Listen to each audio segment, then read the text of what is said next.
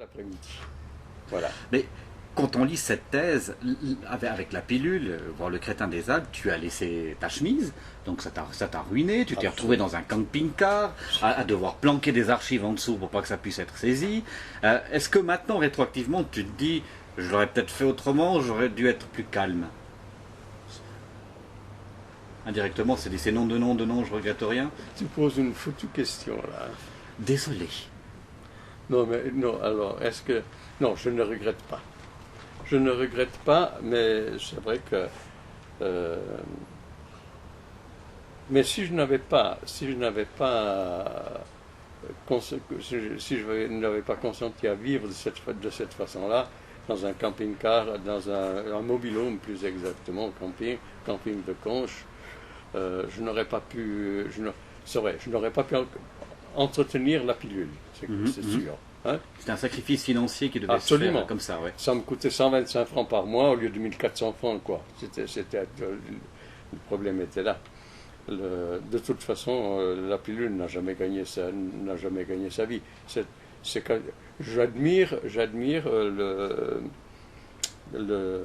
nos amis de Vigous, ceux qui réussissent à faire vivre leur journal. Hein. Tu as encore la palme de la longévité.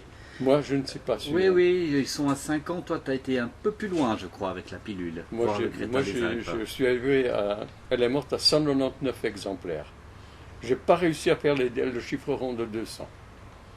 On fait les 10 ensemble, juste pour arriver au... Non? Non, parce qu'après, j'ai lancé le Crétin des Alpes.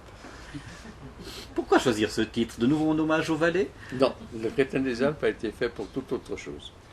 Le Crétin des Alpes, ça a été fait dans ce sens que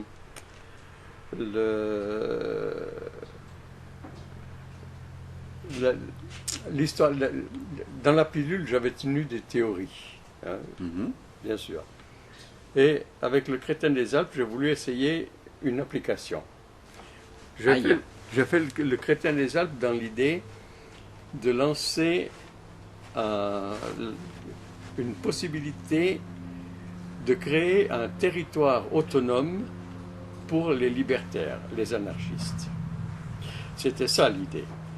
Alors, l'idée consistait en ceci, c'est que, en profitant des possibilités démocratiques suisses, typiquement suisses, la chose aurait dû être possible. C'est-à-dire,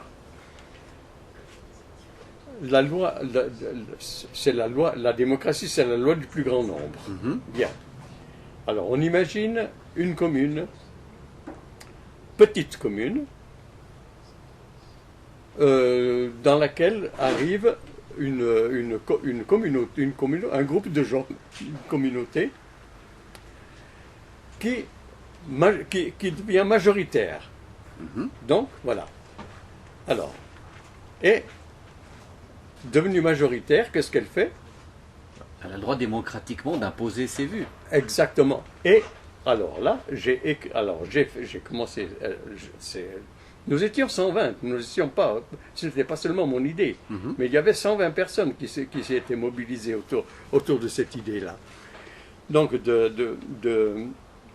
occuper, alors pratiquement s'introduire dans l'électorat d'une commune, devenir majoritaire et demander à l'ONU l'indépendance au nom du droit des peuples à disposer d'eux-mêmes. Et c'est ce que nous avons fait. Alors je me suis fait une entête de lettres avec Anarchia. J'ai envoyé une lettre à l'ONU dans ce sens. Nous demandons... Je viens de pas reconnaître ta réponse, mais... Oui, nous demandons... Voilà, nous sommes les libertaires, et nous demandons à l'ONU un territoire... À nous. Réponse de l'ONU... Non, parce qu'ils nous ont répondu. Ah bah quand même. Non, mais c'est incroyable, mais ils nous ont répondu.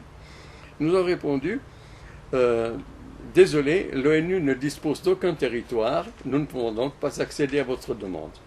Réponse à l'ONU, pardon, en 1948, l'ONU a attribué à Israël un territoire. On nous répond, oui, mais Israël était un cas spécifique parce qu'il venait de subir des persécutions. Ma réponse, oui, mais nous aussi, nous subissons des persécutions. Nous, parmi nous, les libertaires, nous avons nos objecteurs de conscience qui font de la prison. Donc, nous sommes aussi persécutés. Il n'y a plus eu jamais de réponse. Voilà, ça s'est arrêté là. Pourtant, à l'époque, les objecteurs de conscience, c'était une sacrée persécution. C'était de la tôle et ferme. Hein. Exactement. Donc, alors, et ça s'est arrêté là. Mais j'étais quand même content parce que j'avais réussi à faire écrire, à faire signer par le secrétaire général de l'ONU, M. Kurt de Waldheim, une lettre dans laquelle il disait que le peuple, que les Juifs avaient été persécutés. Le Kurt Waldheim en question était un ancien SS. Oui, on se rappelle bien voilà, de lui. Mais c'est sorti un peu tardivement, ce type de pédigré. Voilà, c'est de notoriété publique, n'est-ce pas? Tout ça pour dire que quand même, on a vécu une époque formidable, non? Bah, on s'est pas embêté, hein, c'est le moins qu'on puisse dire, et on continue. Enfin, voilà. Alors, et puis alors, finalement, à un moment donné, nous étions mis à la recherche d'une commune où on aurait pu devenir majoritaire. On avait cherché du côté des Grisons, enfin il fallait que ce soit frontalier, parce qu'on ne voulait pas d'une enclave suisse à l'intérieur de la Suisse. On voulait un territoire frontalier. Alors on a cherché du côté du Tessin, des Grisons, et puis finalement, on a trouvé que Bourg-Saint-Pierre, ce serait pas mal. Parce que Bourg-Saint-Pierre, alors à la frontière italienne, et puis en plus de ça, bah, écoute, il y avait le tunnel du Grand Saint-Bernard par-dessus, comme source de revenus, c'est pas trop mal non plus. Oui, puis côté paysage, c'est pas si moche que ça non plus. Il y a des vaches. Voilà, c'est ça, il y a des vaches. Il y a des vaches. Et il y aurait eu un alpage à vendre, hein, pour 300 000 francs. Nous étions 100, on pouvait y arriver. Portée, ouais. C'était à notre portée. Seulement quand il s'est agi de concrétiser la chose, eh ben, je me suis retrouvé tout seul. Voilà. À devoir payer 300 000 francs. Bah alors on va faire une quête et puis on essaye de recommencer. Ça fait rien, écoute, non mais on a bien rigolé, je vous assure. Mais c'était une rigolade de tous les moments. Hein. Est-ce que tu te marres encore maintenant? Oui, bien sûr, la preuve. Oui, on voit bien. Hein. Oui. Ça sera, on va bientôt s'arrêter. Tu vas revenir, je le sens, parce que j'ai énormément de plaisir et puis là. Mais non, mais on peut s'arrêter comme ça. Mais moi, je vais encore bavarder. Alors on continue, il n'y a pas de souci. C'était juste que tu as eu une pause. C'était ça. Bon. Non, je voulais dire là, en fait, on voit. J'ai encore plein de trucs à raconter. Alors, je vais te brancher sur un truc sur lequel on n'a pas encore parlé. Jusqu'à présent, on a eu des papes qui étaient relativement bien. Le dernier, Benoît XVI, on l'appelait Benoît XIII et III. Là maintenant, on a un pape sympa. Ah bon? Oui, il est proche du peuple, il est proche des pauvres, tout ça. Mais t'es pas d'accord? Tu penses que... Ça s'appelle de la récupération. Oui, dis-moi. Voilà. Mais ça, c'est un hypocrite complet. Mais bien sûr. C'est un jésuite, il faut se méfier des jésuites. Écoute. Qu'il commence par liquider les banques du Vatican, qu'il commence par distribuer les biens de l'Église, et ensuite il deviendra crédible. Aussi longtemps qu'il ne l'a pas fait, il n'est pas crédible. Voilà. C'est clair, net et précis, ça. Hein. Absolument. Donc pour toi, c'est un outil de propagande comme un autre. Absolument. Oui. Tu vois, hein? Et en plus, il est jésuite.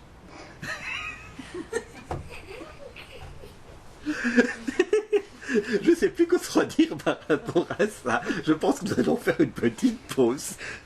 Ah, et oui, j'avais un autre truc. J'avais pas osé te demander ça. Oui, après c'est fini, je te promets. Quand on avait fait cette brillante interview dont je me rappelle par rapport à Marie-Thérèse Cépé, il faut juste préciser le contexte, c'était la dernière exécution capitale en Valais. On avait coupé la tête à sa femme, son amant et le complice de son amant qui avait tué le mari. Ils en ont fait une adaptation télévisuelle qui s'est appelée Les Amants de la Dame Blanche. Et dans cette adaptation, ça se finit bien. On coupe la tête à personne, tout le monde s'en tire. C'était un cauchemar pour moi. Alors là, justement, tu as eu envie d'aller leur couper la tête à eux ou bien pas? Mentalement, je l'ai fait. Alors c'est bon, déjà l'honneur est sauf. Oui, non, à la scénariste, disons. Hein. Non, vraiment, c'était... En fait, c'est vrai que le roman, mais ce n'était pas quand même un roman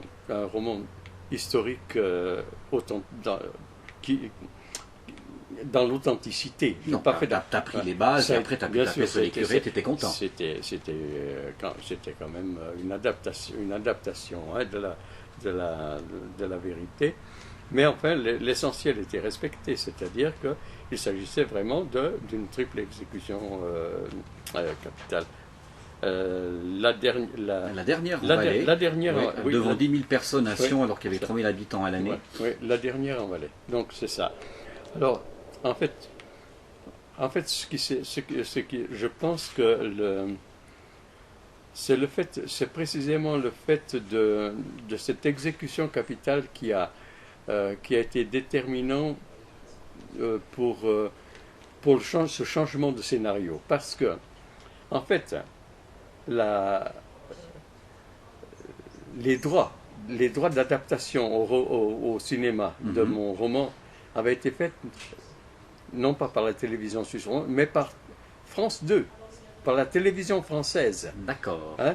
Or, la télévision française avait justement au programme, dans son programme, un autre cas d'exécution capitale. Et voilà. Ils n'en voulaient pas deux. Ils n'en voulaient pas deux. Voilà, c'est ça qui était. C'est tombé sur toi, du coup. Voilà, c'est tombé sur moi, malheureusement. Alors moi, j'avais écrit ce roman avec toute la dramaturgie qui tourne autour de 3 exécutions capitales, et la scénariste a réussi à faire s'évader les condamnés à mort par le glacier de... C'était magnifique cette scène, on pleurerait tellement c'était beau. Mais il n'y avait pas 10 000 personnes, ça coûtait moins cher, et puis il n'y avait pas de tête coupée. Voilà. Faut penser à ça aussi. Non, c'était insupportable. Pour moi, c'était insupportable. Voilà, c'est ça. La prochaine connerie dont tu rêves, de finir cette émission. Je ne rêve de... Non, non, j'en ai trop fait des conneries. Non, maintenant, non, ça suffit. Je pense, elle se fera. J'espère bien, oui. Elle se fera, mais je ne sais pas laquelle. Prochaine surprise. Attends-toi au pire. D'accord. Merci beaucoup, Narcisse. Voilà. Merci. Yes.